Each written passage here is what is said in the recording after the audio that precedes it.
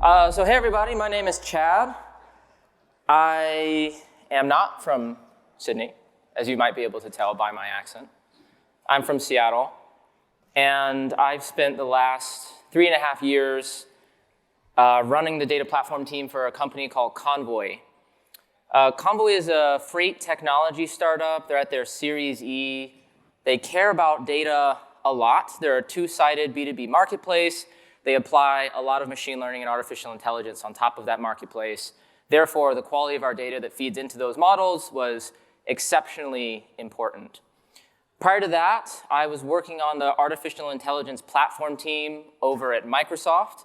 And then before that, I've been in data infrastructure for about 10 years previously.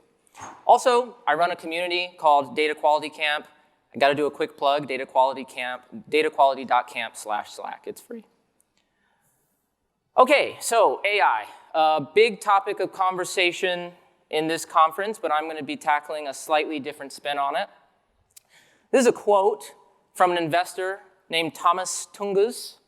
And Thomas says that AI is going to automate 25 to 50% of white-collar work, including data analysis. However, I think the next paragraph is really, really interesting, which is that is the work of the data analyst going to decrease? Thomas believes no, it's actually going to increase.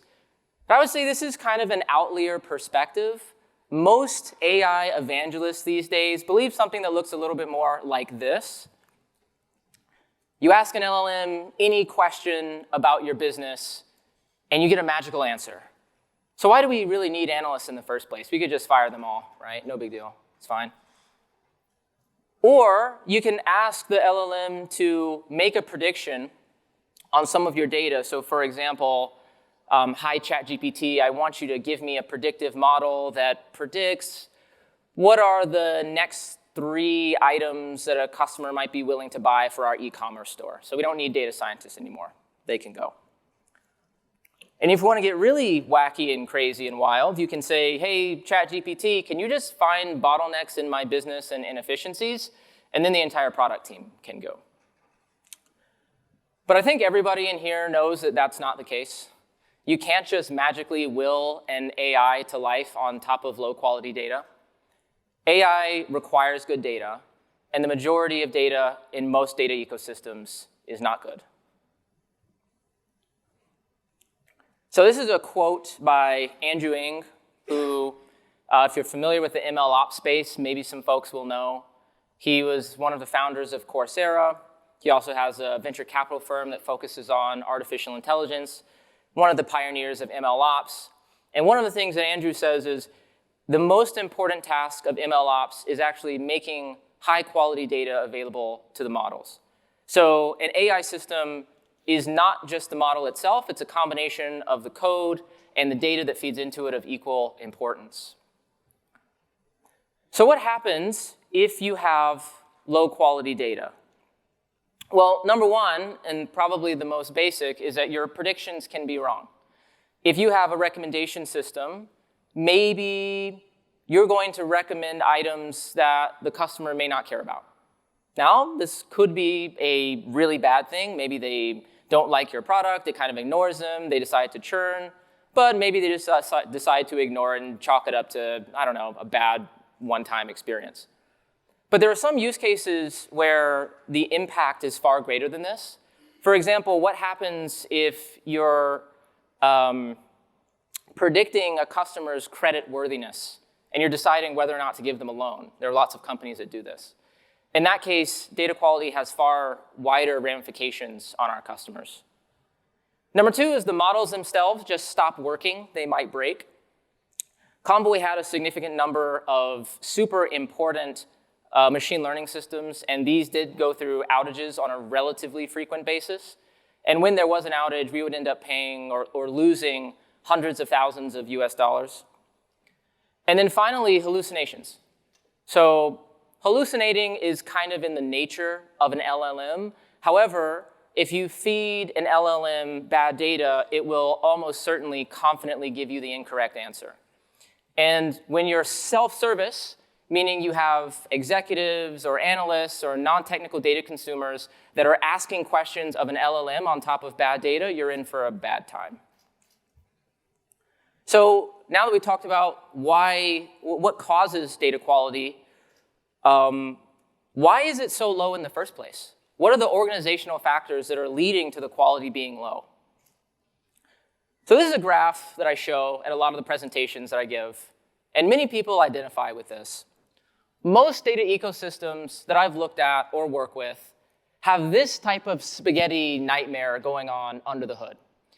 You've got data coming in from transactional systems, ERP systems, third-party data sources like Salesforce and HubSpot and Jira and external APIs, and that's all feeding into a data lake, and that data is getting replicated into something like Snowflake or BigQuery or whatever it might be, and then you've got hundreds, if not thousands, of tables that are built out there, and all of these data models, maybe you're using dbt, and there's all these dependencies that nobody understands, it's not clear where the ownership is, and tons of intermediary tables. It is extraordinarily hard to put any AI system on top of this nightmare. Next, you have the same data replicated in many different places. Another very, very common problem. So the example I'm giving here is customer account information. In the microservice world, because we encourage software engineers to move quickly and act independently, you might see 3 or 4 different services that are all leveraging some slice of customer or account data. You may have a churned customer database, a free accounts production table, active customers and active accounts. All of these could be feeding into different tables. Maybe some of that data is feeding into the same tables. Which one of these actually represents the source of truth for active customers? It is incredibly difficult to say. The third problem is that data is always changing. It's not static. So unlike a feature that a software engineer might deploy, which has some functional purpose, and if it solves that functional purpose, then it's kind of done, right? Maybe if you get a bug every now and then, you go in and fix it, but it's not actively changing in the way the data is actively changing because the business is changing. Anytime new features are added, that usually necessitates new columns being added to a database. Anytime a data science team asks a new question, that's a new query. And because this massive spaghetti system with tons of replicated data is changing all the time, well, that means that things are breaking. And if things are breaking all the time, that means a customer's expectations are not being met, and that's what causes data quality issues. Okay, so yeah, here's my one meme of the conference. I have to do one. So you can probably tell why data scientists and data engineers have very different reactions to an executive coming to them and saying, we're going to be starting a generative AI program. The data scientist gets to work, they do the fun stuff. They get to work with the models and build out features. And the data engineer has to deal with that whole mess that I just described to you. If you're feeling any empathy for any of the problems I just talked about, recognize that you are actually not alone. This is incredibly common. I've spoken to hundreds of companies. In fact, I think the number today stands at around 800 companies on these topics. And I would say 100% of them care deeply about data quality. And many of them say that it is a top priority for their data team to solve. However, a much smaller percentage of that number agree that the data is trustworthy. And so there's a mismatch here. Why is it that everyone can acknowledge that data quality is important, but so few people believe that their own quality is trustworthy? So I think there's a few root causes to this. The first is that we lack ownership. And when I say ownership, I mean from the perspective of machine learning and analytics. Most of the time, the data that we're using to feed into these models comes from transactional systems. And these transactional systems were built 4, 5, 6, 10, 11 years ago for a completely different function. And the application developers who maintain these systems know nothing about the AI or machine learning models to which they now power. This is a big problem because it means as the upstream data changes for operationally logical reasons, it breaks the downstream consumers. Similarly, there's very little awareness from top to bottom of where the data is flowing in an organization. If you were to talk to any producer of data and ask them very simple questions like, who is using your data? Why are they using it? What do they need not to change? It is very unlikely that they would be able to give you satisfactory answers. And because they don't have that information, they don't have that context, then they don't have the agency to act on behalf of their consumers. Third, there's no change management. It is impossible to prevent a system like the one that I just described from changing. Change will occur. We will have to decomposition our monolith at some point. We will have to add a new feature. We will have to deprecate an old column. The question is, do the people who care about that data know what's coming, and can they prepare for it? In the current system, the answer most times is no. Finally, there is no semantic truth, meaning, do we have one object per data asset? At Convoy, we cared a lot about freight, the freight domain, so like shipments and shippers and trucks and contracts and things like that. And our problem was always that these concepts were repeated over and over again throughout the organization. There needs to be a single source of truth if we are to trust our data. And all of this really boils down to garbage in, garbage out, right? So this is something that I think every data engineer or data scientist understands. Once low-quality data enters our system, the damage has effectively already been done. We're just playing catch-up at that point. We can write filter statements, we can do backfilling, but every time you do that, you're just adding to tech debt. Okay, so that's probably enough depressing conversation about the state of the world that we all suffer through. What are some solutions? Well, before we talk about the solutions that I recommend, let's talk about what doesn't work and why. I really like data catalogs, and I like anomaly detection and monitoring tools as well. I think that these are really great pieces of technology, but you have to understand their limitations. They are both reactive. And by reactive, what I mean is they will only tell you that something has changed after the change has already occurred. Garbage in, garbage out, right? The problem has happened. So that's too late. They do serve a purpose, but not the one that we're talking about today. Governance committees are another very useful thing. We've had this at Convoy. We certainly had it at Microsoft as well. If you're not familiar with the concept of a governance committee, it might be a head of data governance or head of data engineering, and you get a bunch of senior engineers in a room, and you set standards for the organization, and then you do your best to try to enforce those standards. But the reality is there is a mismatch between the governance team's ability to enforce standards and the engineer's desire to move quickly. And ultimately, when one of those things presses up against the other, the engineering team almost always wins. That's just the reality of the situation.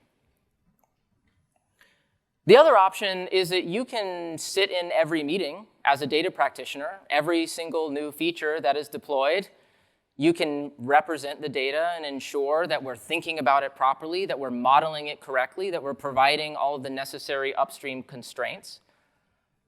But this doesn't scale. And in my experience, the ratio of data engineers to software engineers is at best on the order of about 1 to 10, typically somewhere from 1 to 15 to 1 to 20. And if you're in a really, really big organization with hundreds or thousands of data producers, as the data engineering team, we are going to be spending literally every waking second of our day in meetings, and even then, we probably wouldn't be able to cover 10% of all the changes in an organization. So what does the actual answer look like here? Well, you need something that's preventative.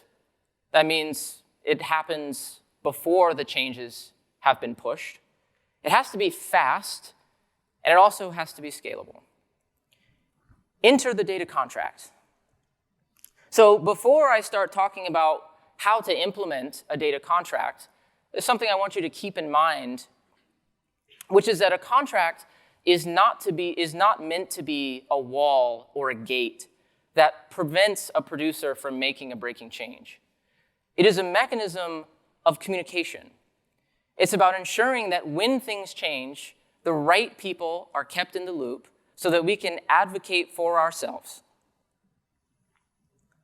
Okay, what is a data contract? Simply put, a data contract is an agreement between a data producer and a data consumer, and it manifests as an API. You can put anything in a data contract that you want, with the caveat that it must be enforceable programmatically. There's usually 3 components that I recommend: schema, semantics, and SLAs, but you can extend this to PII and other forms of governance if you wish. As I mentioned, the data contract needs to be enforced in CI/CD. A contract without some mechanism of enforcement is just documentation, and a mechanism of enforcement without a contract is just a test. But when you combine the 2 of them together, you actually get something pretty special. So this text might be a little bit small, but the workflow that I recommend here is when a data producer is making a change to some resource that they own, you should run a validation step against the contract in CI/CD. If the change is backwards compatible with the contract, then you let the change through. If it's not, then there's 2 types of actions that you can take. Action 1 is you can communicate some information. And when I say information, what I mean is you can let the data producer know exactly what are they going to be breaking, who will be impacted by this change, and what is the impact on the business itself. I'll show you an example of that in a second. You can also make a blocking change, meaning we simply do not allow this change to be deployed at all. The point of the contract is that if something is backwards incompatible, then the right people need to be informed. The data producer needs to know that they are about to break the dashboard that a CFO looks at. The data engineer needs to know that there's someone in the company that will make a backwards incompatible change to a data asset that they are using to vend valuable data to their consumers. And the data consumer needs to know that their dashboard, which they provide to the CFO, is about to be broken. If you can provide each one of these stakeholders with the right messaging, you are incentivizing them to work together to overcome this problem through good communication. I believe that awareness actually creates culture change. If no one is aware of how data flows through their system, if how changes are going to impact others, if when changes are happening, how they will be impacted, or if who they escalate to, if all of that is invisible and occurs in a black box, we will never achieve culture change and there will never be ownership of data quality. It's just not possible. It would be a violation of Conway's law.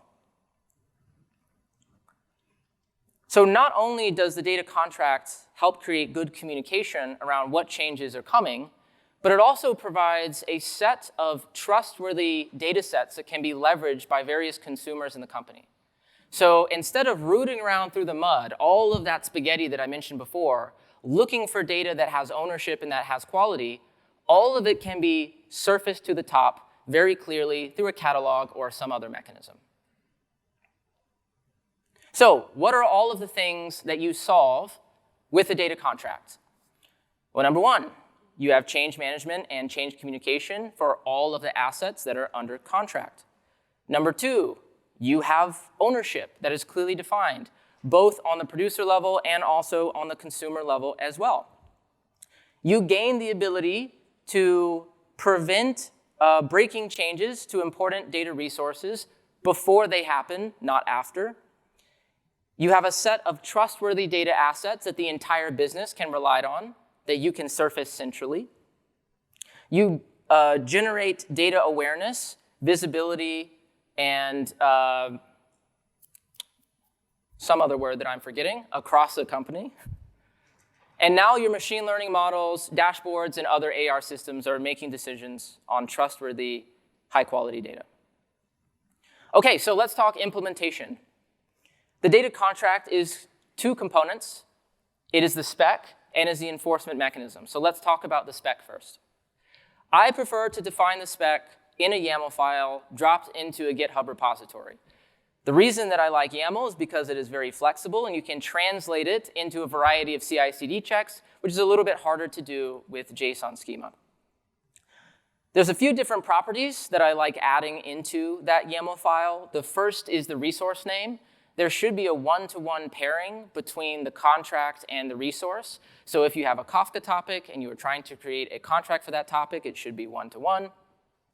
The owner of the contract should be listed as well. The way that I view the breakdown of ownership is that it is usually the data consumer that is proposing the contract, and that's because the data producer simply does not understand how their data is being leveraged in the company. They couldn't possibly come up with all the constraints that are most useful for the consumers. It also lays out the schema, the required schema of the data types, and a tiering system. The tiering system that I typically use ranges between 0 and 2, and this controls the action that's taken if the CI/CD check fails. A 0 tier data asset means that we're just going to we're not going to allow that breaking change to pass. So this would be high value data assets, typically things that are customer facing. Tier 1 would be something that is important, maybe a data consumer in the company relies on and it's meaningful for them, but we probably shouldn't absolutely step into that CI/CD workflow and break it on behalf of the producer. Maybe that's a dashboard that some executive looks at or something like that. And tier 2 is usually something that's a little bit more experimental, meaning that the producers still have the ability to make breaking changes if they want, but at least the consumers are going to know about it in advance. Here's an example of a contract. It just lays out all the things that I said. And if anybody wants any other physical examples, I'd be happy to send those to you. And then in terms of the enforcement mechanism, the way that we did this at Convoy was we had our data platform team set up CI/CD checks in the code repositories of the data assets that we knew were most meaningful. Those checks would run in a developer's environment. They would compare the output of a data migration to whatever was in the contract. And if there was anything backwards incompatible, then we would either fire an exception or some notice, or we had a GitHub bot that would comment on PRs as well. So here's an example of the error message that we would show. So as you can see, this is very straightforward. Change in this PR has altered the schema of a data asset that's under contract, review the changes, contact the contract owner, and then actually show the properties that are missing or required. Anytime there are updates to the contract, these are just PRs. This is the benefit of doing all of this in some Git workflow. So if a consumer has more constraints, they create those constraints in the contract by updating the YAML. The owner of the contract gets a PR, they review it, and they can choose to take ownership or not. In my opinion, all data contracts should be enforced vertically, not horizontally. And that's because there's a lot of data, especially in a data lake, that nobody is using. And so putting a contract on everything actually makes the producers go a lot slower, and we don't want that. So we only want to put contracts on the data assets that are important to the business and need to be protected. You can also incorporate data contracts into your data cataloging system. At Convoy, we were using the open source data catalog called Amundsen. We could index all of our contracts, and we could enrich each asset with contract-oriented metadata. This made it very, very easy for our consumers to search and filter on the data that was trustworthy. And they could also see how many times a contract was violated, who violated it, and they could escalate that to the proper manager. Monitoring systems, like I mentioned, I think are really great, but if you have a monitoring system without a preventative mechanism, it's a bit like having a fire alarm without having the fireman to come and do anything about it. So what I like to do is integrate my monitoring system into the contracting platform. If we have some monitor that we've detected that maybe was set up downstream and wasn't incorporated into the contract, and it causes a big problem for our data asset, we'll simply update that PR, and we'll use the monitoring as evidence. Oh, whoops. So a big question that I get very frequently is, well, this all sounds well and good, but don't you actually need to change the culture before you start moving to data contracts? So here's how I want you guys to think about this. If you wanted to implement agile software, and you had to do it one of two ways, would you start by going to each product team and telling them of the beauty of the Agile Manifesto and walking them through all the 14 points or whatever it is and saying, here's how amazing Agile is. I want all of you to change your processes to become Agile. Or would you start by introducing best practices in software engineering today? Version control, GitHub, CI/CD, and so on and so forth. Well, the first option creates process. And I don't think there's anything necessarily wrong with creating process, but it's a far cry from creating value. Creating value is actually what leads to adoption. If you're making a data producer's life better, then they are more likely to adopt the tools that you give them. Simply put, once it is easier to do the right thing, it is simple to layer culture on top. If doing the right thing is very, very hard, then layering culture on top is almost impossible. Data contracts make the transition to producer-owned data quality easy by creating value for every stakeholder involved. Data engineers can implement the CI/CD checks on their own, generating awareness on behalf of the producers. The data consumers can be alerted when a contract is violated, which allows them to self-advocate. They can stand up for themselves so that they are not broken. And the data producers get the visibility. They understand who is taking dependencies on them. And now, when they see that making a change is potentially going to break someone, by choosing to deploy that change anyway, whether they like it or not, they must take accountability for that change. So I've rolled out this system probably 15 times in a variety of different organizations, and every single time, this is the pattern that we see. When we start with information and awareness, it reduces the amount of data quality issues significantly. The average for me is usually about 50% of the data quality issues go away basically immediately. And it creates a culture of communication in the organization, which personally is a much larger win. That's my presentation. Thank you so much.